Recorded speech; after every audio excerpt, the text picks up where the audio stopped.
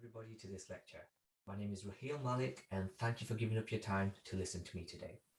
My aim today is not to increase your clinical knowledge, nor is it to share cases with you, but my aim is to empower you as a GDP and make you understand what it takes to be the best possible dentist you can be.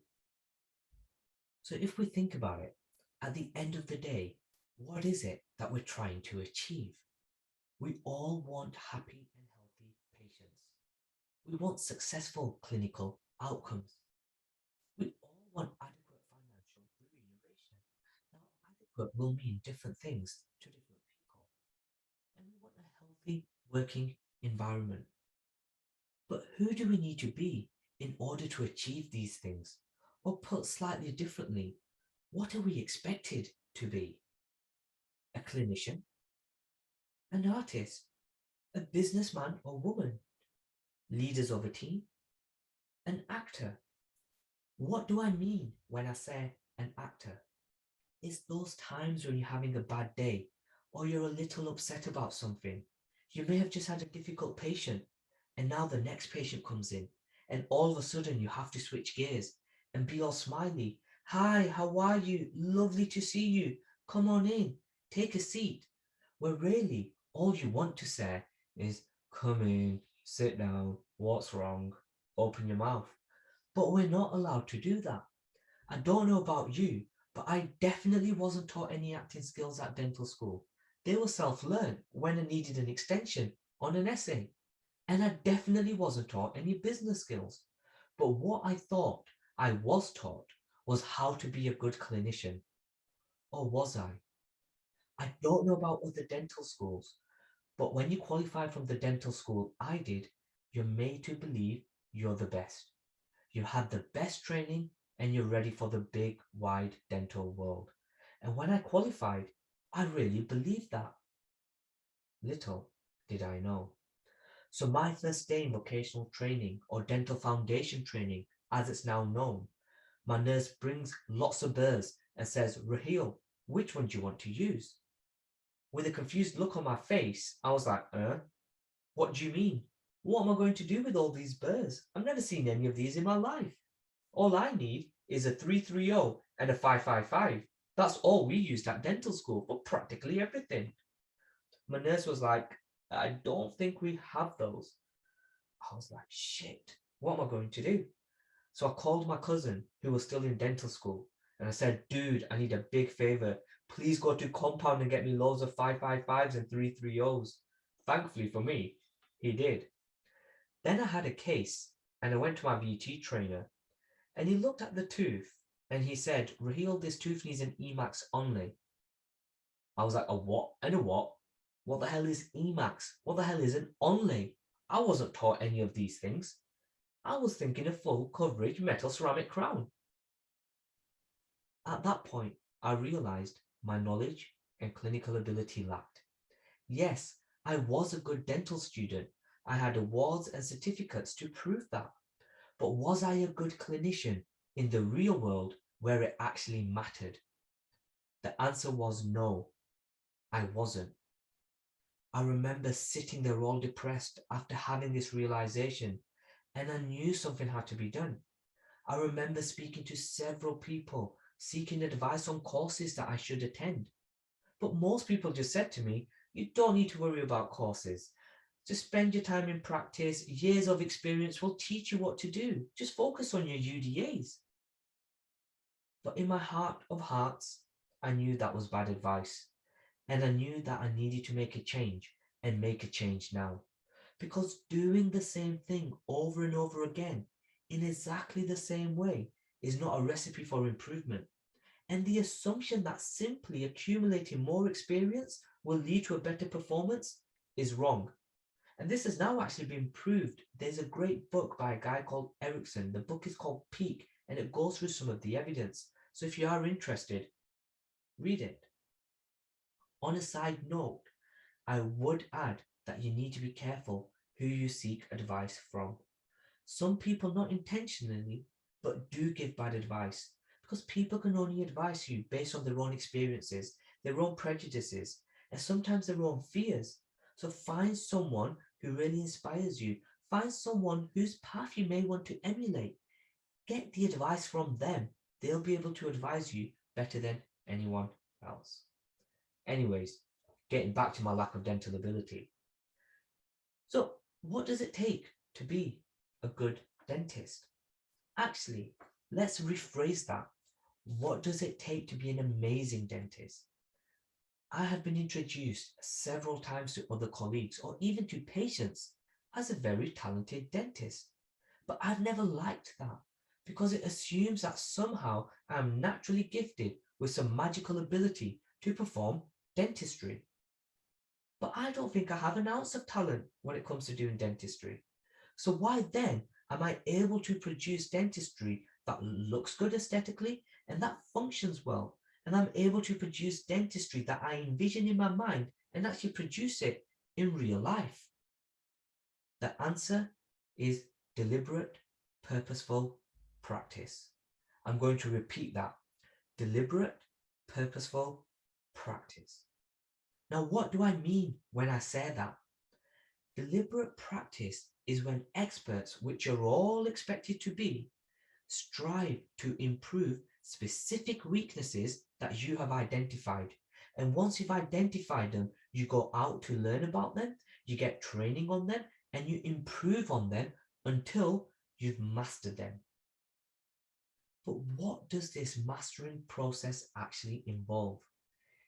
It involves hours and hours of practice with deep concentration until you reach a level of flow, which means you can perform the challenging procedure almost effortlessly, and that your hands are just moving themselves without you even having to think about what you're doing.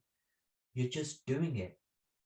And once you've mastered one weakness, you move on to the next. Now, when was the last time? For example, those of you that struggle with endodontic access cavities, when was the last time you sat down for a few hours with extracted teeth and practiced? Or do you just wait for the next endo to come along and pray that somehow you'll create a better access cavity than you previously did? So what are the basic requirements of deliberate practice? You need a clearly defined goal, where you deliberately set out a goal to exceed your current level of skill, or someone else sets it for you. For example, a goal could be as simple as, I want to improve my upper molar access cavities. Once you've decided on that goal, you then give it your full concentration and effort, rather than doing things absent-minded, where your mind is just wandering. You actually give your full concentration and effort to try to achieve this defined goal. You also need immediate and informative feedback. What do I mean by that?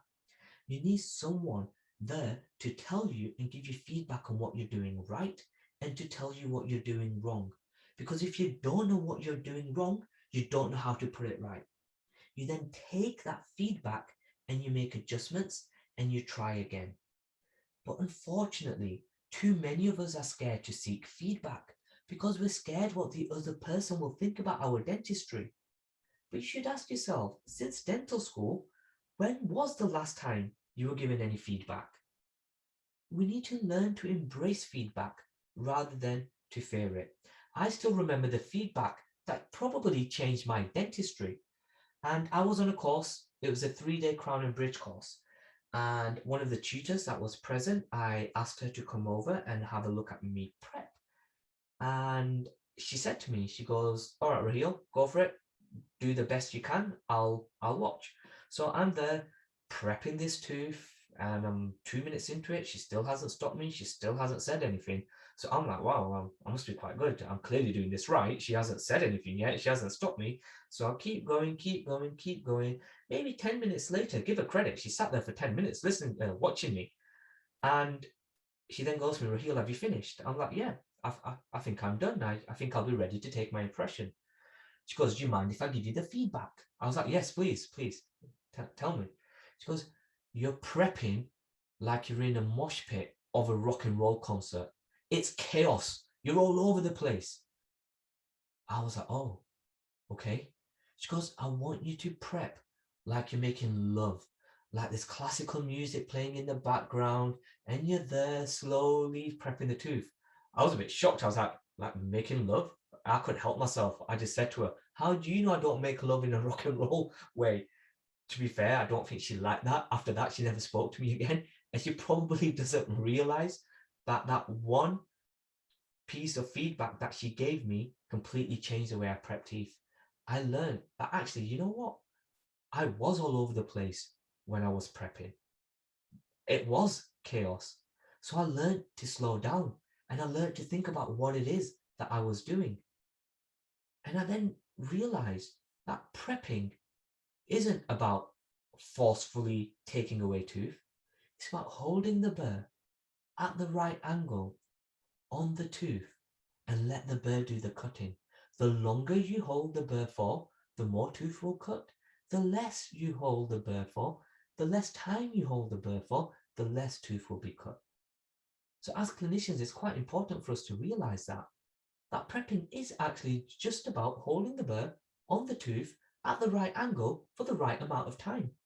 Nobody taught me that at dental school. So going back to feedback, don't be afraid to take it. You never know. It might just change your dentistry for the best. Another great place to get feedback is your technician. Your technician is one of those few people who actually get to see your work. And what I did with my technician right from the outset was ask them to give me feedback. Every time I sent a prep, tell me what I'm doing right. Tell me what I can do to improve. And over the years, I've improved so much because of my technician. So tomorrow morning, or even today, pick up the phone, call your technician and ask them to provide you with feedback. One day, I stopped receiving that feedback. So I rang my technician and I said, what's going on? You're not giving me feedback anymore. And my technician said, Raheel, there was nothing to feed back on. I finally moved you from the shit dentist bench to the good dentist bench. So I was quite happy that day, but I still said to the technician, please, with every prep, give me as much feedback as you can. I still have a lot more growing and a lot more learning to do. Finally, repetition, reflection, and refinement. With the feedback you get given, you must then make changes. Once you've made those changes, you must repeat the cycle. You must go back and ask for more feedback. And once you've done this with one aspect of dentistry, you then move on to the next aspect of dentistry. It might be implants, it might be orthodontic treatment, whatever it is for you, you must have a clearly defined goal. You must then attempt to learn with full concentration and effort. You must find someone to give you the feedback. You then must repeat, reflect, and refine. It's super, super important. And even the most complex of human abilities can be broken down into its individual components. And if they are taught well and practiced, they can be mastered. And over time, this is what we call experience. Experience doesn't come overnight, and you're definitely not born with it. There's a famous surgeon in America called Atul Gawande, and he was once known to have said, people often assume that you need to have a great pair of hands to become a surgeon, but it's not true. What's most important is practicing. Now, a lot of us are scared to step outside of our comfort zone. And to be fair, I don't blame you. We've all been wired to believe at some point in our careers we're going to get sued. So we're all scared. Okay, that's an understatement. We're all shit scared. We are scared that if we try something different, or we step outside of our comfort zone, or we try something a little bit more challenging, it might fail. And what will happen then? Will the patient be unhappy? Will I get sued? It's this fear that prevents us from progressing. But if we have a mentor, someone who can guide us through these difficult procedures, someone who can hold your hand and take the fear out of you stepping outside of your comfort zone, you can actually progress a lot. Every single professional sports person has a coach. In sports, if you have the right training system and a good coach, you can achieve great things. The same is true in dentistry. If you have the right training system and the right mentor, you can also achieve great things. A good mentor is someone who you can relate to, someone who gives you good, constructive feedback and helps you improve. So, my advice to everyone listening, regardless of your age, regardless of your experience, is to find yourself a good mentor. A good mentor with hours of practice means you can reach your full potential as a dentist. And when you have this, learning really takes off, knowledge escalates, and your performance soars. Globally, we can see that professionals, which we all are made up of four main things. That's professionalism, knowledge, skills, and judgment. All four things are intrinsically linked. Professionalism is the way you act inside and outside of work. It underpins our profession. It encompasses putting patients first, following rules, guidelines, and the law. We all require knowledge in order to make decisions. An important facet of our job is decision making, and often these decisions have to be made on the spot. What underpins our decision making is knowledge and experience, and it's the combination of these that allows us to decide the best course of action for a patient. And because of this, we must ensure that we continue to seek knowledge and remain up to date with it. Your dental learning doesn't stop at dental school, unfortunately. Your dental learning continues throughout your career. And if it does stop, that's actually quite dangerous.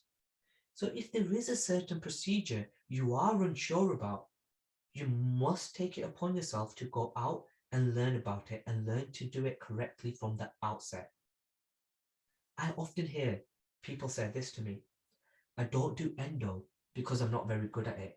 Or my talent isn't endo, so I just avoid all of it and refer all of it. I've not done endo for years. That's absolute rubbish. You don't like endo because no one has ever sat you down and given you the correct knowledge and demonstrated to you how to do endo in the correct way, and you've never practiced. We see this on our endo course all the time.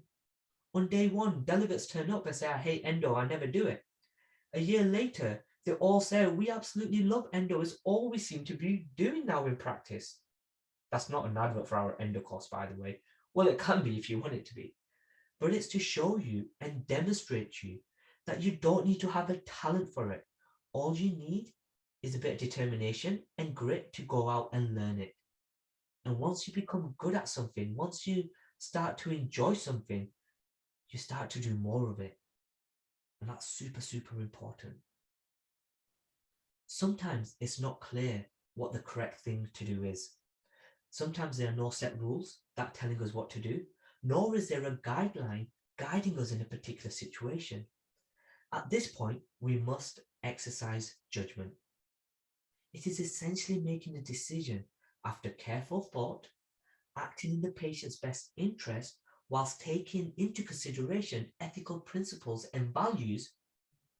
But we can only make this judgment if we have the relevant knowledge, skills, and experience.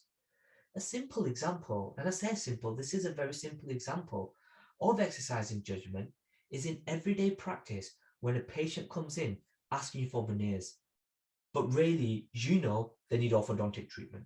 And regardless of the number of £50 notes they are waving in your face, you say no and you educate the patient. And that's super, super, super important. I've talked about skills a lot already, so I'm not going to go into that anymore. But essentially, these four things allow us to gain the trust and respect of our patients, which is ultimately what matters. Once you gain the trust and respect from your patients, you ultimately gain it all. And you need the combination of all of these things that I've spoken about to become the Super GDP. Just to wrap up, one of the most commonest questions I get asked is what makes a successful dentist. Now, success for different people means different things. People have different definitions of success for different aspects of their life. Success at home, success at work. For some, success is monetary gain. For others, is personal achievement. For some, it may just be inner peace. Now, when it comes to success in clinical dentistry, I have narrowed it down to the following. And it's ultimately to do with doing the best clinical work you can in the patient's best interest. And I truly believe that if you do that, the money will come. You don't need to go chasing it. I do need to mention though that this is just my opinion. Other clinicians will have other opinions on what makes a successful dentist. For me, and I've mentioned this time and time again in this talk, you must have the knowledge and you must have the clinical skill set. And if you don't have it, you must go out to obtain it. I also feel that on par with this is having the right materials. Let me give an example for this one. Have you ever been to the bakery department in Harrods? If you haven't, trust me, you should go. Now imagine you go there and you see this amazing cake. It looks good, it smells good, it tastes good. And there's a cookbook next to it. It says, buy me and you can bake me. So you get all excited and you buy this cookbook and you take it home. You open it and on the first page, it lists all the ingredients you need and where you need to get these ingredients from. It tells you to get your eggs from Waitrose, your flour and your chocolate from Harrods. And you look at this and you think, well, hold on. I can get all of these things from Pound Shop instead. Pound Shop sell eggs, Pound Shop sells flour, Pound Shop sells everything I need, the chocolate and everything else. So you go to the Pound Shop instead. You got the skills to bake the cake. You know how to set the oven at the right temperature. You know how to crack the right amount of eggs. You know how long to leave the cake in the oven for. But when that cake comes out, does it taste, smell, and look the same as it did in Harrods? No, it doesn't, because you've used the wrong or substandard ingredients to bake it. And often that's the case with dentistry. We can all envision what we want the composite to look like. We can all envision what we want the crown to look like. But often that fails to materialize. And then we look at ourselves and we think, oh my God, I'm such a crap dentist. I'm such a terrible dentist. I wasn't able to achieve the outcome I wanted. Often it's not you that's the issue. Often you do have the clinical skills, but you're using the wrong materials to try to achieve this amazing outcome that you've envisioned. So spend some time learning about the right materials, study these materials, learn about them, get some teaching on them. Don't just use what's been handed to you. Time is also extremely important. In order to do good quality dentistry, you need time. I still come across clinicians who tell me they do a crown prep in half an hour. The patients come in, the crown tooth's been prepped, and they've gone out all in half an hour. It takes me an hour and a half, sometimes longer, to prep a tooth for a crown. It takes me longer than half an hour just to get all the records together and have a conversation with the patient. So please don't rush these things. If you want to do good quality dentistry, then you need the time to do it. And I know there's lots of discussions that could be had about time. I know there's business aspects of it. This lecture isn't about that, but I'm sure at some point we could discuss those things. You also need passion as well. I've met a lot of dentists who work as dentists because they feel as though they have no other choice, or because it's financially lucrative and that it's just a job. They have no real passion for it, or the passion may have been lost due to a few bad experiences. To have a long, successful career as a dentist, you must love what you do. Otherwise, if not today, but tomorrow, you will become bored of it. What I'm trying to get at is that if you have lost your passion, that passion can be reinvigorated. I promise you that once you start to learn how to do dentistry well, and if it's taught you well, you can start to enjoy it again. And if anyone listening today is currently waking up in the morning and thinking, oh God, another day at the practice, I really don't want to go in today, contact me and come and see me, because we need to work together to change that. And I don't know if I mentioned at the beginning of the talk or not, I am just a general dental practitioner like most of you who are listening to this talk. And if I can do it, so can you. Thank you for listening. Just to summarize, define your success, identify your weaknesses, and use deliberate, purposeful practice to achieve whatever you want to as a dentist, because you really can. Thank you.